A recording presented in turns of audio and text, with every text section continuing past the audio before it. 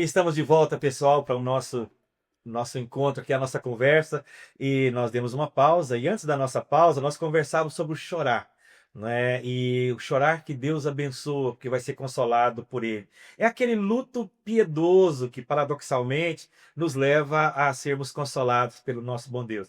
E é exatamente com esse coração agora quebrantado e humilde, né, Ian, Luiz e Carla, que nós nos preparamos para essa outra bem-aventurança, nosso próximo passo. Porque Jesus continua e diz assim, em Mateus 5, versículo 6: Bem-aventurados os que têm fome e sede de justiça, porque serão exatamente fartos, né? Então, muito bom. Vamos começar aqui até um pouco diferente. Vamos começar definindo o que é essa justiça aqui, que nós precisamos ter fome e sede dela? Quem se habilita aí?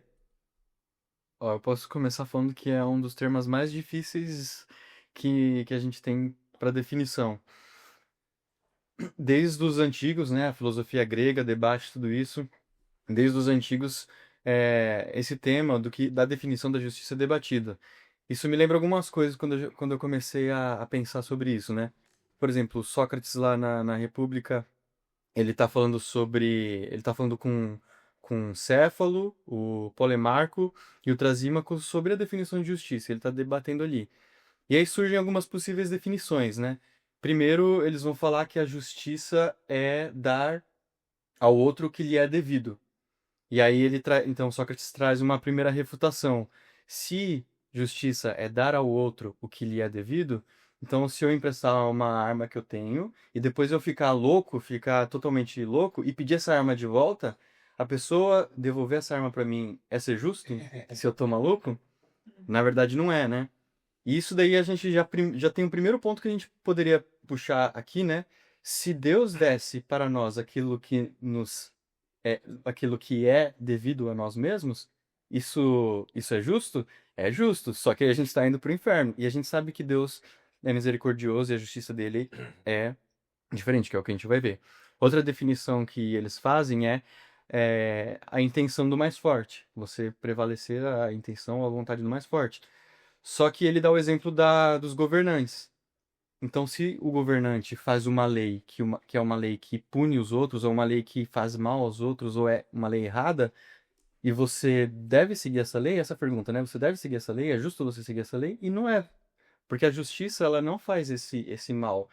Então, a justiça, eu gosto de seguir o caminho de definir o que é justiça pela via da negação. Pela, pela via do que a justiça não é. Não é. Então, quando a gente olha para nós mesmos, nós sabemos que nós não somos justos. E esse é o primeiro passo. Então, a justiça, ela, primeiramente, ela não é algo interno, algo que eu consigo definir. Eu preciso de um olhar externo a mim para que eu busque esse significado da justiça. E, olhando com a minha cegueira, eu não consigo enxergar. Então, eu preciso voltar para aquele que está fora de todas as coisas ruins, que é o único, a única pessoa possível é Deus, né? Então, aonde nós devemos buscar a definição de justiça? Em Deus. E aí a gente pode começar a partir daqui, né? A justiça que nós enxergamos aqui na Terra, ela é totalmente corrompida. A justiça que devemos buscar é a justiça que Deus propõe. Eu e o Ian, a gente estava conversando sobre esse assunto da justiça, né? E, e realmente, nós, com nossa cosmovisão bíblica, conseguimos entender o que é justiça, né? Porque sem ter a nossa visão cristã, é muito difícil você conseguir realmente definir justiça, né? Porque não há justiça no mundo, né? Um mundo que cai em pecado. Mas, à luz da Bíblia, nós entendemos que a justiça é estar em perfeita harmonia com a lei de Deus. E é isso em todas as áreas. Então, no nosso pensamento, nas nossas palavras, nos nossos atos e até nas nossas motivações, né? Então, a justiça é viver em perfeita e plena harmonia com a lei de Deus. Exatamente, interessante, cara, falar sobre justiça nesse aspecto, no prisma da lei de Deus, né? Porque até a Bíblia fala, se nós cumprirmos toda a lei, então nós somos justos. Até porque Mas nós viveríamos por ela. se nós Porque nós somos vivermos, perfeitos. exatamente, e aí mostra a nossa imperfeição, porque nós não somos capazes, né? Então, por isso, Cristo se faz a justiça, né? A Deus, né? Jesus Cristo, como nosso advogado, nos representa diante de Deus Pai, né? O justo juiz, né? E quando nós pensamos na justiça terrena, a nossa forma de pensar, ela fica cauterizada pelo nosso pecado. Porque a gente vai ver, por exemplo, a justiça na forma da lei, também temos a justiça moral e também a justiça social. Nós podemos pensar sobre a justiça nesses três campos, mas a justiça divina sobrepõe esses três campos da vida, né? As pessoas, por exemplo, um advogado ao interpretar a lei, ele tem lá a lei para ser interpretada. Ela é justa a lei aplicada, ela é justa. Mas tem a moral também de pessoas que interpretam a lei. Nem sempre elas Pessoas injustas, né? injustas interpretando uma lei justa, ou seja, vai provocar uma injustiça, né? E socialmente também, pessoas que não são cristãs, mas agem de uma forma justa em determinadas áreas, né? E é interessante porque a gente quer sempre justiça, que se faça justiça. Mas sempre que a gente fala, eu quero que seja feita justiça. Normalmente a gente quer uma punição bem maior, né? Exato. Para a pessoa, né? Para outra pessoa, né? Por isso que é muito difícil uma sentença de um juiz agradar todo mundo, né? Vai ter que agradar aquele que às vezes está mais alinhado com a posição dele, Sim. né? E vai desagradar o outro, então tem bem isso. E é interessante que a Carla pegou bem a ideia aqui do autor, né? Que ele fala isso para nós, que biblicamente essa justiça significa estar em perfeita harmonia com a lei de Deus em todos os sentidos, né? Na mente, nas palavras, nos atos e até mesmo nas motivações. E aí ele cita Gálatas 3:10, diz, pois todos os que confiam nas obras da lei estão debaixo da maldição, porque está escrito, maldito todo aquele que permanece em todas as coisas escritas no livro da lei para cumpri-las, né? Então, realmente, essa ideia da lei está em plena harmonia. Então, nós nunca vamos estar. E por isso que ele vai dizer, que aí é para a gente entender, porque quando a gente olha para a Bíblia, e aí fala que da justificação, que era a dificuldade de Martim Lutero. Porque quando Deus olha, nós somos justos. Mas nós não conseguimos andar em plena harmonia com Deus.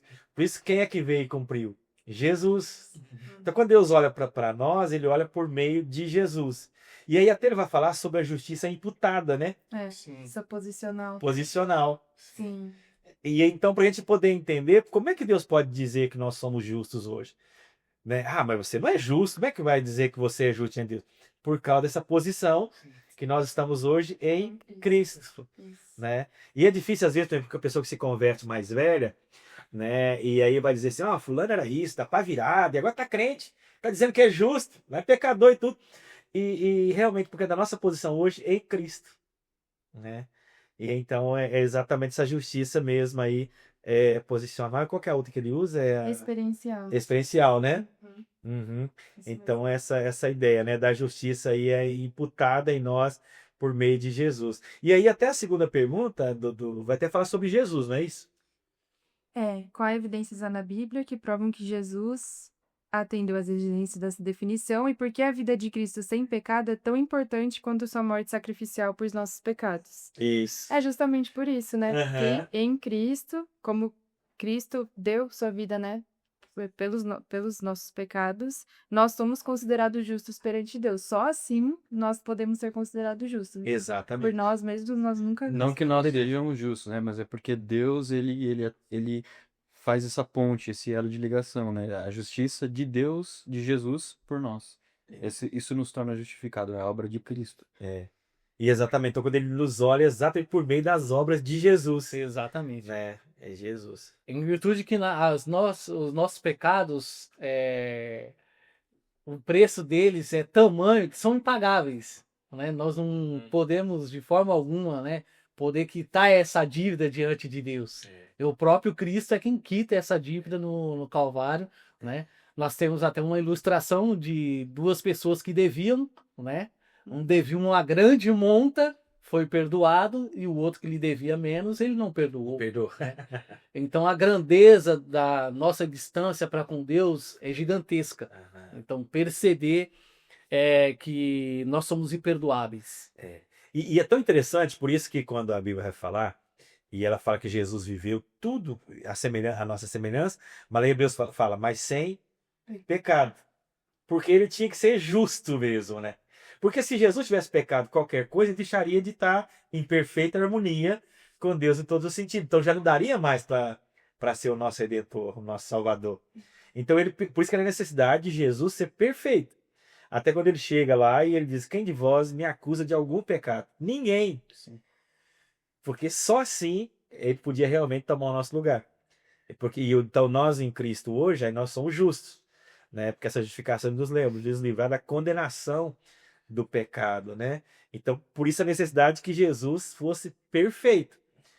E aí você já remete até ao Velho Testamento que o Cordeiro tinha que ser perfeito, né? Então não dá para ser um outro Salvador, não dá para ser a mãe de Jesus, Redentora, não dá para ser nenhum, tinha que ser Jesus mesmo, Exato. perfeito. E aí você vê a importância dele na vida dele, porque ele veio como homem, passou fome, sede, cansou-se. Então, um homem igualzinho a nós, mas sem pecado. E é interessante, pastor, que quando do julgamento, antes da crucificação de Cristo, o próprio Pilatos lava as mãos. Porque não havia nele pecado. Não havia nele pecado. Né? Então isso é interessante, não só no campo espiritual, mas quando nós refletimos no campo moral, da vida Sim. cívica. É. Jesus Cristo era puro e perfeito. E aí você vê alguém que estava imbuído de autoridade, mas com a justiça torta, um homem pecador, né, e tudo, mas teria muito motivo para acusar Jesus, mas não achou um pecado sequer em Jesus. Então, por isso, essa necessidade de Jesus perfeito, e ele mostrou isso na sua vida, né? E isso foi tão importante, como ele coloca aí pra gente, né, cara? Tão importante quanto a sua morte, né? Porque se a vida dele fosse falha, não teria valor o seu sacrifício. Exato. Então daí essa importância maravilhosa de Jesus perfeito.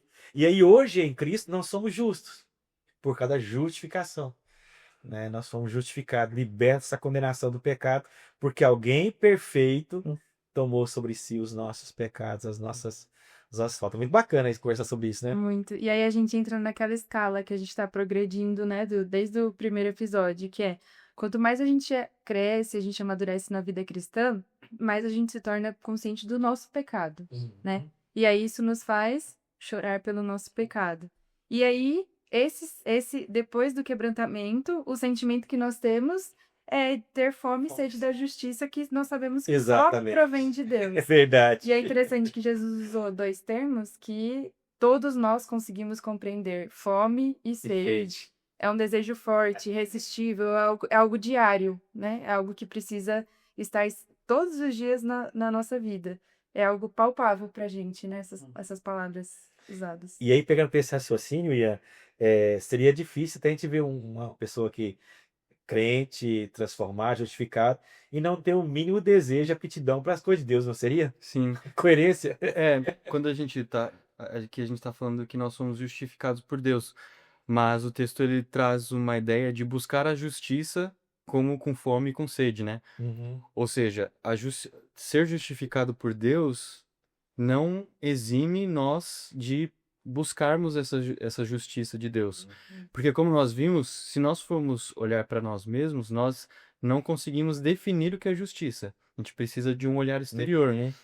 E essa justiça que nós devemos buscar, o que é? A harmonia perante as coisas de Deus, é a ordem interna do nosso coração, é a ordem divina, né? A ordem de Deus, suprema, absoluta, perfeita, em nós mesmos, e não só em nós mesmos, mas em todo o cosmo. Porque a justiça de Deus, ela não recai só sobre os seres humanos. A justiça de Deus, ela é o atributo do próprio Deus, né? E ela é tão importante que existe até para os seres humanos a definição das quatro virtudes cardeais, do Aristos, né? Da pessoa que é a pessoa sábia, que seria a sabedoria, a temperança, o valor e a coragem e a justiça. Ou seja, a justiça é uma das virtudes que as pessoas deveriam buscar. Só que ninguém, olhando para si mesmo, olhando para a terra, sabe o que é essa justiça. Só quando olhamos para Deus. E a ideia justamente de buscar essa ordem divina que ainda a gente não conhece, buscar essa vontade de Deus que é suprema, que ainda a gente não conhece, a gente tem um vislumbre do que é pela revelação que Deus deu para nós, pelo poder do Espírito Santo, mas essa justiça plena que nós só vamos alcançar na glória é ela que nós devemos buscar com fome e com sede. E é o que a Carla falou no sentido de que Jesus usou uma metáfora, né, uma comparação na questão de fome e sede, porque é uma questão biológica. ninguém vive com fome ou com sede, né? A gente morre de fome, a gente morre de sede.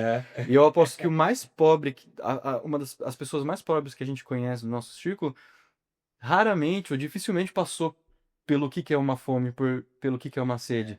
As pessoas falam que isso dói, né? Que traz até ações que você, não que sai de si, mas que você busca com total disposição. Uhum. E essa tendência, comparação biológica que Jesus faz, é o que a Carla falou, é uma coisa que é intensa, uma coisa que é continuada. É uma fome, uma sede continuada de buscar aquilo que você nunca será saciado, apenas na glória. E é só mais um comentário, puxando aqui pro tecnês da questão. O jeito que Jesus fala isso, o jeito que é escrito aqui em Mateus, a justiça, a fome e a sede que Jesus fala pra gente buscar, ela poderia ser escrita de duas formas no grego, né? Ela poderia ser escrito como uma busca parcial de uma parte da justiça, então, por exemplo, um pão, uma parte do pão, ou do todo, o pão como todo. E aqui justamente Deus fala dessa forma, Jesus fala dessa forma, a busca da justiça como um todo. E o Luiz traz aqui algumas coisas interessantes quando ele fala da justiça cívica, da justiça moral, da justiça que nós temos aí no Senado, né, e na nossa política brasileira. São justiças com J minúsculo, todas corrompidas, todas as justiças que nós vemos que são nossas, humanas. Mas tem a ideia suprema de justiça, o universal de justiça, o J maiúsculo, que é aquilo que nós devemos buscar, a ordem cósmica, a ordem do ser humano, a ordem de quem nós somos. E essa é a harmonia que a Bíblia revela para nós que nós devemos buscar. Essa é a justiça que nós devemos buscar. E para finalizar minha fala aqui, né? Ninguém busca alguma coisa parada. Ninguém sente fome e sede e fica parado. É um instinto de sobrevivência, fome e sede, né? Se você tá com fome e sede. Ou seja, buscar a justiça divina não te deixa parado. Aham. Você busca esse conhecimento e você busca como se você precisasse como uma coisa biológica mesmo. É sobrevivência mesmo. Sobrevivência. É verdade. É interessante porque quem sente fome e sede são pessoas vivas e não mortas, não é? A gente pode pensar dessa forma. Os mortos não sentem fome e sede, né? Mas no contexto da palavra de Deus, quem vai sentir fome e sede de justiça? Aqueles que entendem que são dependentes de Cristo. Que entra nesse prisma, nessa forma de pensar, eu sou miserável, pecador, então eu preciso do Cristo que é justo. E esse Cristo me representa. E pelo que ele representa, tudo que nele subsiste, eu encontro vida. E por isso eu tenho fome e sede de justiça do Cristo. E não das coisas que estão ao meu redor. Mas Cristo é suficiente para mim. E nele eu me sinto saciado. Me sinto que é a promessa, né? Bem-aventurado aqueles que têm fome e sede de justiça, pois serão satisfeitos ou fartos. E é interessante, Luiz, porque é justamente essa ideia aí, que é assim, antes nós não tínhamos condições de fazer isso. Mas agora, como crentes e já convertidos, então Deus já nos dá habilidades para buscar, para desejar, para querer, para poder evitar o mal. Porque, como você falou, eu achei muito interessante, os vivos têm fome, né, os mortos não. Mas justamente nós já estamos agora nesse processo, já vivos, né, espiritualmente. Né, já passamos por esse processo, nós já conhecemos que era miserável, não podia nada, já choramos diante de Deus. Já fomos lá quando vamos tratar para frente depois, né? Já fomos um animal selvagem amansado, né? Somos mansos. E aí então já nós temos condições. Combate, né? Agora é o combate. Agora é o combate, exatamente. Ó, até aqui o autor, como é que ele chama mesmo? Jervis, minha língua não fala direito. E ele fala assim, ó, isso suscita uma outra pergunta. Por que eu deveria ter fome e sede daquilo que eu já tenho? Se eu já fui declarado justo em Cristo, né? Por que eu ter fome e sede disso então? Aí ele fala, a resposta é que quanto mais crescemos e amadurecemos na vida cristã, mais sensíveis nos tornamos ao pecado e à insuficiência espiritual que percebemos em nossa vida. Não é que inevitavelmente pequemos mais, mas desculpa. mas ficamos mais conscientes do pecado que já está ali e choramos por ele. À medida que isso acontece, sentimos mais e mais fome de justiça que só temos em Cristo Jesus, né? Então, nós já estamos vivos agora no Senhor. Então, vamos desejar. E aí é interessante porque fome e sede, por exemplo, nós estamos aqui, de repente você ouve um sermão, ou lê um livro, um baita livro, um baita sermão, você está, nossa, que maravilha. Mas a ideia é que amanhã você vai precisar de novo. Exato. Você vai ter que alimentar de novo. É. Amor, já li a Bíblia 2 vezes. Maravilha. Mas você vai precisar amanhã de É novo. constante. Constante. E é o Augusto Nicodemos, ele fala uma coisa que eu acho interessante. Ele fala assim, você lembra... A gente sabe que o sermão, a palavra é o alimento, né? Aham. Então você lembra aquilo que você pregou há 2 anos atrás? Ele fala, não. Você lembra o que eu assistia da sua pregação há 12 meses atrás? Não. Mas ele faz uma comparação como um prato de comida. Você não lembra o que você jantou há 12 meses atrás, mas aquilo que você comeu Uma era semana até. mas aquilo que você comeu era aquilo que você precisava naquele momento. Então, você ter fome e sede é você buscar aquilo a todo momento. Você não vai lembrar do sermão Não. de 12 meses atrás. Pode ser que lembre, né? É. Dependendo do sermão, fica na cabeça, né? Isso é verdade. Não todos. Mas a sua busca, ela vai te dar aquilo que você precisa naquele momento. Lembrando que também isso são promessas do que estamos de ter no futuro, né? A glorificação. Então, a saciação ou a saciedade plena, ela só vai chegar no futuro. E se você for ver todas elas, o pleno só será mesmo no futuro. Sim. Que é o já e o ainda não. Né? Exatamente. Então a gente já experimenta essa amostragem aqui, Sim. né? Já somos consolados aqui, né? E agora também já somos fartos aqui. Mas a ideia de pleno mesmo vai ser só na glória mesmo, né? Diante do Senhor, porque aí é o estágio da glorificação, né? Uhum. Que aí nós vamos estar totalmente da ausência do pecado na nossa vida, né? E tendo a consciência de tudo isso, né, entendendo todos os ensinamentos que a gente aplicou aqui na nossa vida, a gente também tem a ordenança da gente praticar a justiça na nossa experiência diária, né, no nosso dia a dia, que é o que o autor chama de justiça experiencial, né? E até ele coloca um versículo de 1 João 3,10, que fala: todo aquele que não pratica a justiça não é de Deus. Sim. Então, nós, como novas criaturas, nós temos, entendendo tudo isso, que praticar a justiça a cada dia da nossa vida.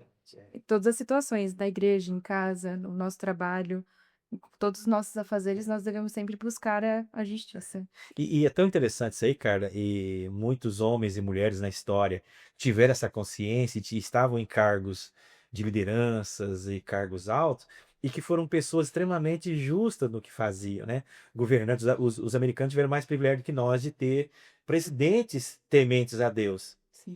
né? E governaram com justiça, né? Buscando, claro que mesmo assim o humano ainda vai ser falho, né? Mas buscando o máximo.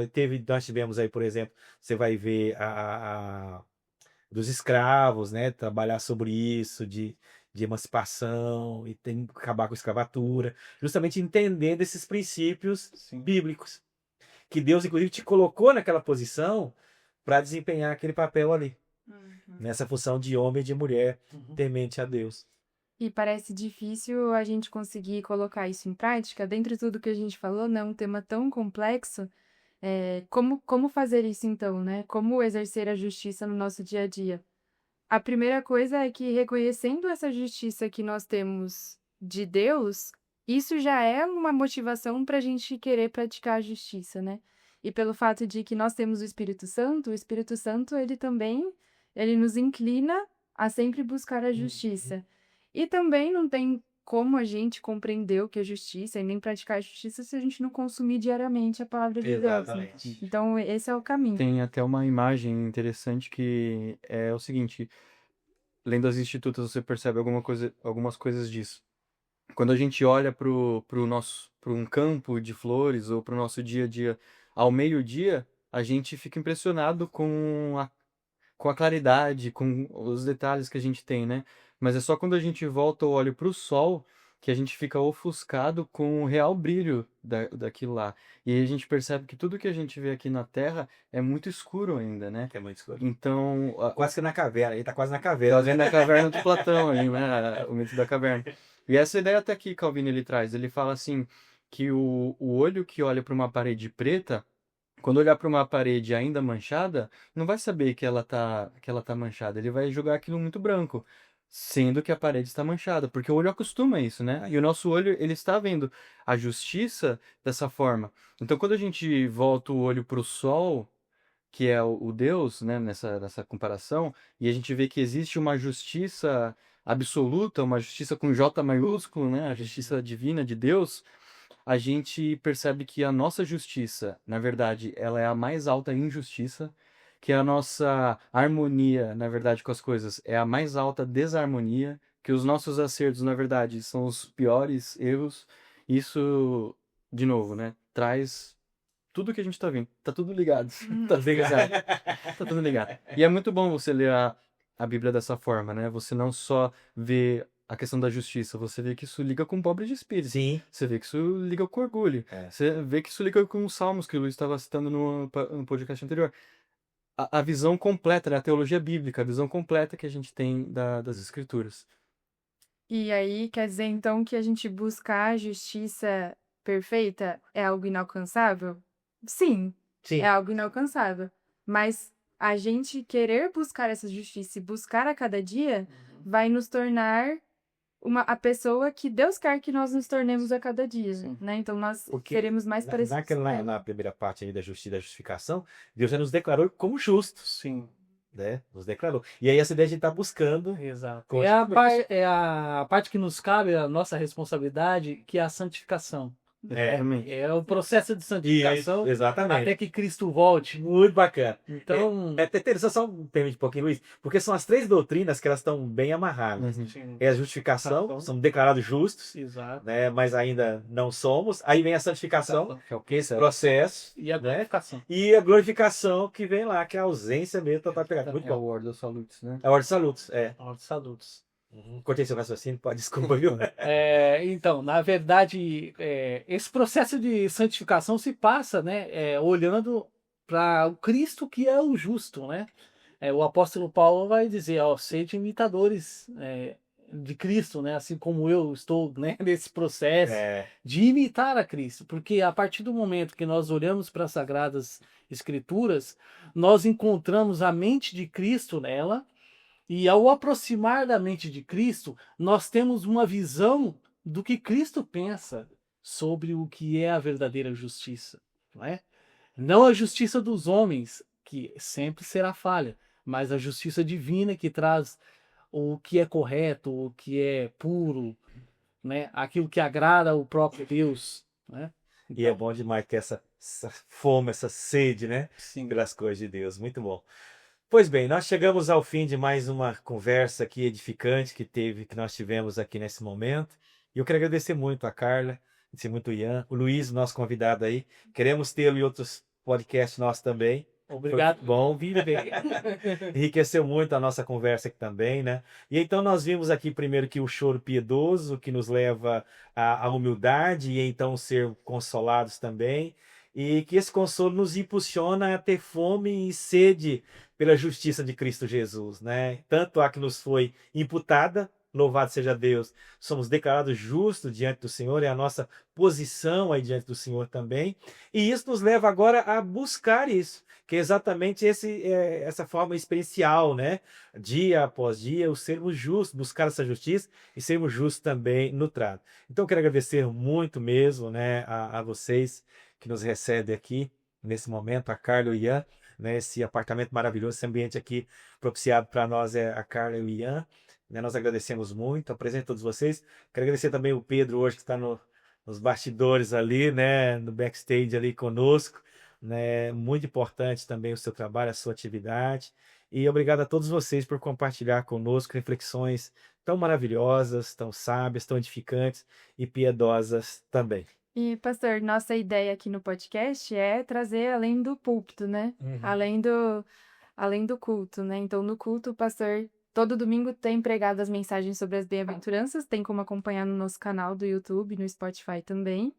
E a nossa ideia aqui do podcast é discutir esses temas de uma forma que seja aplicada, né? Do nosso dia a dia, da gente mastigar ainda mais o assunto. É isso, presbítero? Exatamente isso. Convidamos a todos aí, acompanhem-nos pelos canais YouTube, Instagram, Spotify também. Serão todos bem-vindos. Seja enriquecido pela palavra de Deus. Amém? Amém. Muito bom. Então, a você, nosso querido que está nos acompanhando, que a palavra de Deus continue sendo a luz para o seu caminho. E lembre sempre, né, é aquele que reconhece a sua miséria, né, e que busca então a justiça que só Cristo pode dar, é esse que está no caminho correto do Senhor. Que Deus te abençoe e teremos em breve próximo episódio aí.